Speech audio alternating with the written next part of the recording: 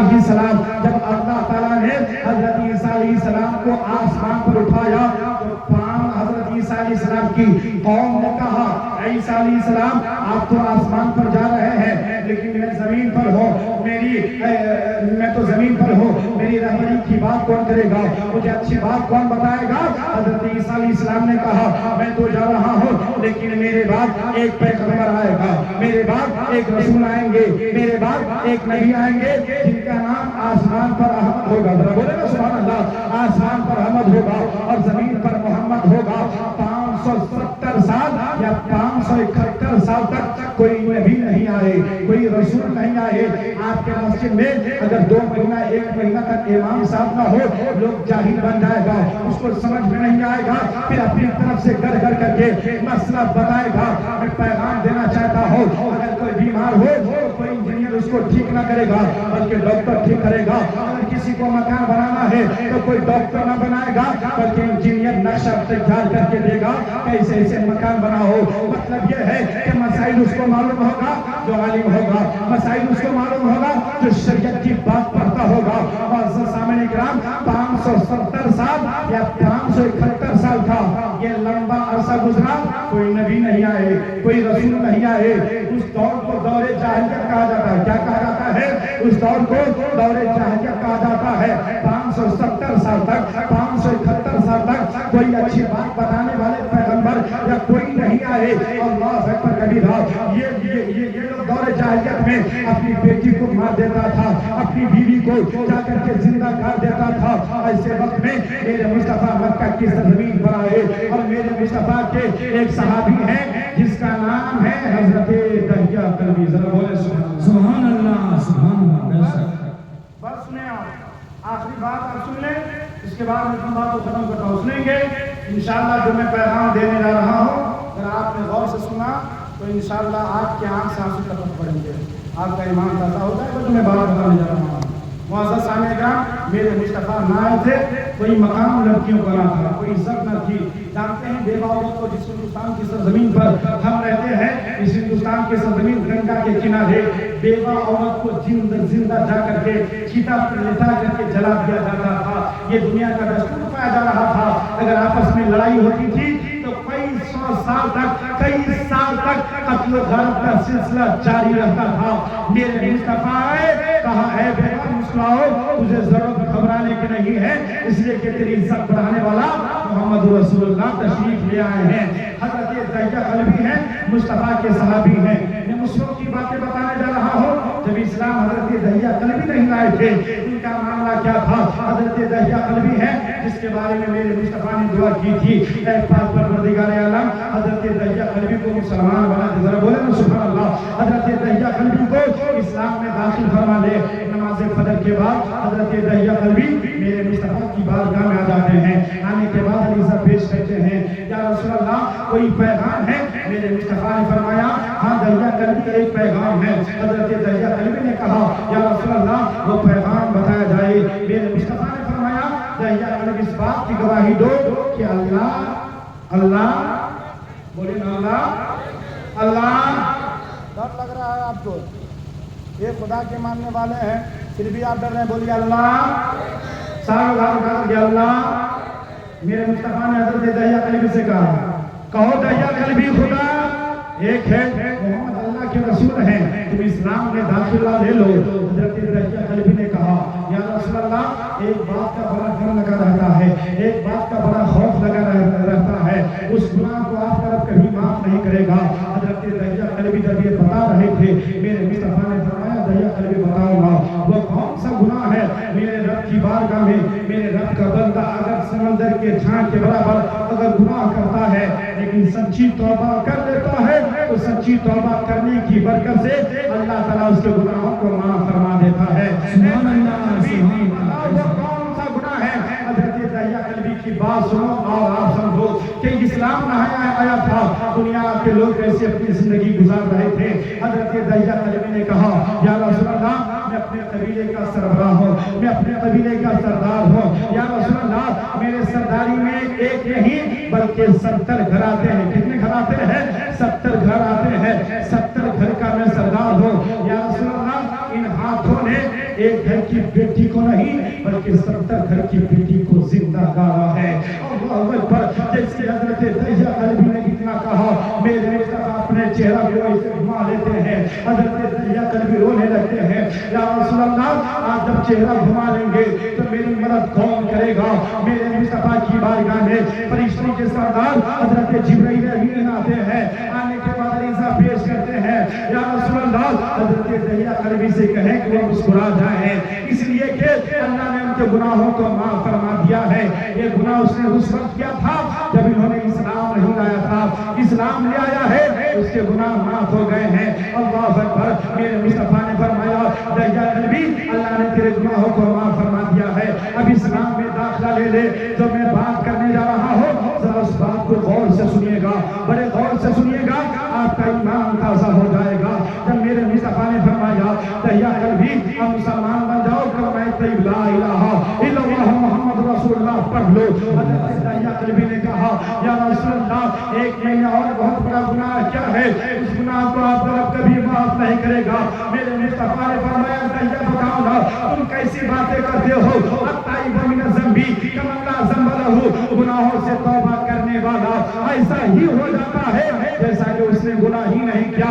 Dihya بتاؤ نا وہ کون سا گناہ ہے؟ حضرت دہیا کلبی نے کہا یا رسول اللہ یا رسول اللہ میری بیوی تھی، میری بیوی کے پیٹ میں بچہ پل رہا تھا اور مجھے تجارت کے گھر سے ملک شام جانا تھا، میں نے اپنی بیوی سے وصیت کی تھی اے میری بیوی جب بیٹا پیدا ہو تو اسے پرورش کرنا، جب بیٹا پیدا ہو اسے پروان چڑھانا، جب بیٹا پیدا ہو اس کو پالنا، لیکن جب بیٹی پیدا ہو اسے زندہ گاڑ دینا، جب بیٹی پیدا ہو اسے زندہ دبوچ کر کے مار دینا۔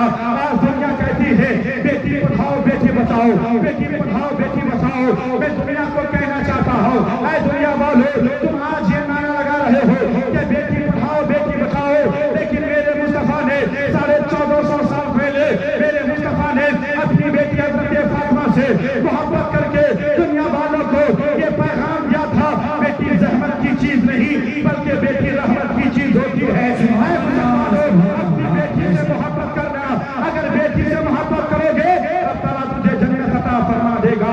اللہ اکبر کبیرہ۔ حضرت دہیا کلبی نے کہا یا رسول اللہ اپنی بیوی سے میں نے وصیت کی جب بیٹا پیدا ہو اسے جوان کر دینا، جب بیٹا پیدا ہو اس کی پرورش کرنا، جب بیٹا پیدا ہو اس کو پالنا، لیکن بیٹی پیدا اسے زندہ کر دینا۔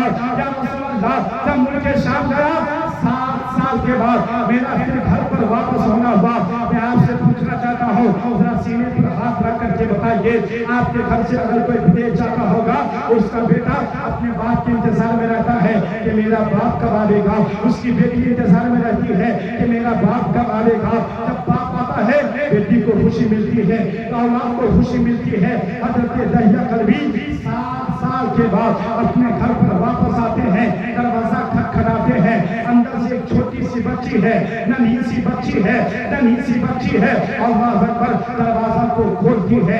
باپ نے کہا تم کون ہو؟ اس بچی نے کہا میں اس گھر کی مالک کی بیٹی ہوں۔ بچی نے کہا آپ کون ہیں؟ تو اس نے کہا اگر تم اس گھر کی مالک کی بیٹی ہو تو میں اس گھر کا مالک ہوں۔ تب جا کر کے بیٹی نے اپنے باپ کے دونوں قدم کو اسے جکڑا اور کہا اے میرے بابا، اے میرے بابا آپ کہاں چلے گئے تھے؟ اے میرے بابا آپ کو نہیں دیکھتی تھی کھانا اچھا نہیں لگتا تھا، آپ کو نہیں دیکھتی تھی پانی اچھا نہیں لگتا تھا، آپ کو نہیں دیکھتی تھی آرام نہیں ملتا تھا، یہ ظالم باپ تھا۔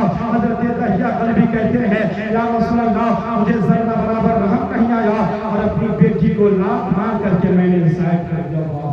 سبحان اللہ ویسا حق ہے۔ کیا کہا یا رسول اللہ مجھے ذرہ برابر رحم نہیں آیا، بیٹی کو لات مارا، سائڈ کر کے اپنی بیوی کے پاس گیا۔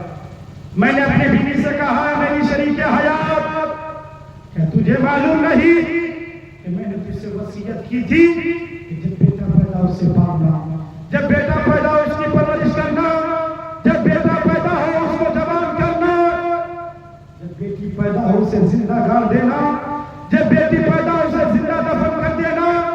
کیا تجھے میری وصیت نہیں معلوم تھی؟ ماں تو ماں ہوتی ہے نا۔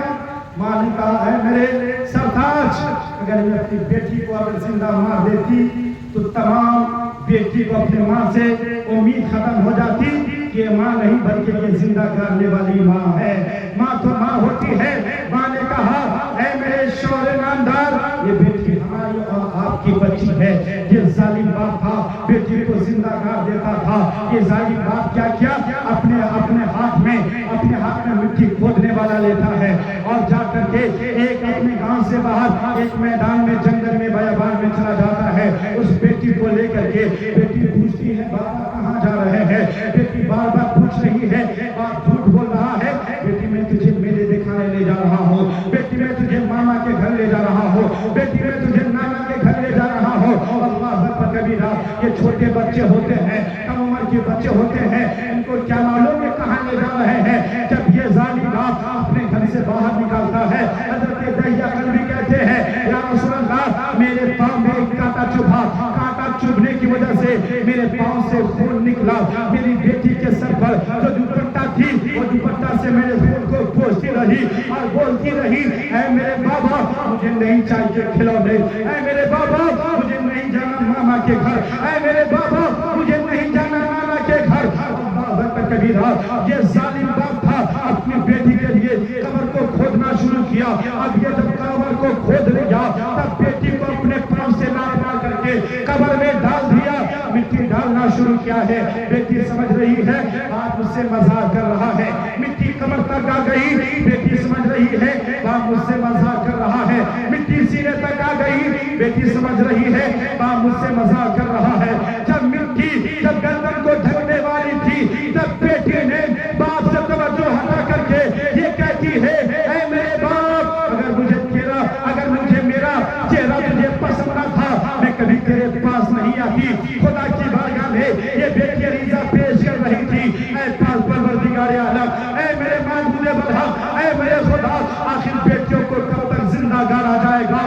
بیوہ نے کہا تھا اے میرے خدا آخر بیوہ عورت کو کب تک چیتا پر لٹا کر جلایا جائے گا. بیٹی بہن نے کہا تھا اے میرے خدا کب تک میرے بھائی مجھے ایسے ہی مانتے رہیں گے. عورت نے کہا تھا اے میرے خدا کب تک ہمارا بیٹا ہم کو اپنی وراثت میں رکھتا رہے گا. تمام دنیا کی لوگوں کی دعائیں قبول ہوئی ہے. رب تعالیٰ نے اپنے بندوں پر کرم فرمایا ہے اور مکہ کی سرزمین پر خاندان قریش میں حضرت عبد المطلب کے گھر حضرت عبداللہ کے آنگن میں حضرت آمنہ کے شکم سے ایک ذات پیدا ہوتا ہے جس ذات کو دنیا کائنات جناب محمد رسول اللہ کے نام سے جانتی ہے. آقا کریم کے نام سے جانتی ہے. میرے مصطفیٰ حضرت آمنہ کے شکم سے پیدا ہوئے. میرے مصطفیٰ نے کہا اے بیٹیوں اب تو زندہ نہ گاڑی جائے گی. اے بہنوں اب تجھے زندہ جلایا نہ جائے گا. اے ماں تجھے بیٹے اپنے وراثت میں نہیں رکھیں گے اس لیے کہ بیٹوں کی عزت بڑھانے والا آقا کریم آ گئے ہیں. بیوہ کو انصاف دلانے والا جناب محمد رسول اللہ آ گئے ہیں. لوگوں کو انصاف پہنچانے والا محمد رسول اللہ آ گئے. اب وہ جو خیرات مکے کی سرزمین پر بڑھ رہی ہے وہ خیرات مکے میں ہی نہیں بلکہ چاہے سیوان ہو پوری کائنات میں وہ خیرات بڑھ رہی ہے. اور ایک آواز آتی ہے صبح تیمہ میں ہوئی بڑھتا ہے بارہ نور کا سب خلیلے نور کا آیا ہے تارا نور کا اور میں گرات ہوں بادشاہ اور دے پیالہ نور کا. پورے دن دونا تیرا دے ڈال سب کا نور کا اور تیری نسل پاک میں ہے بچہ بچہ نور کا. تو ہے نور تیرا سب گھرانہ نور کا. ارے رضائی احمد نوری کا فیض نور ہے. ہو گئی میری غزل پڑھ کر قصیدہ. نعرہ تکبیر نعرہ رسالت مسلک اعلیٰ حضرت. میرا آقا زمانے میں وہاں رہا ہے. میرے مصطفیٰ لوگوں کا جینے کا سلیقہ نہیں ہے. بس آخری بات سنیے پھر میں اپنی بات کو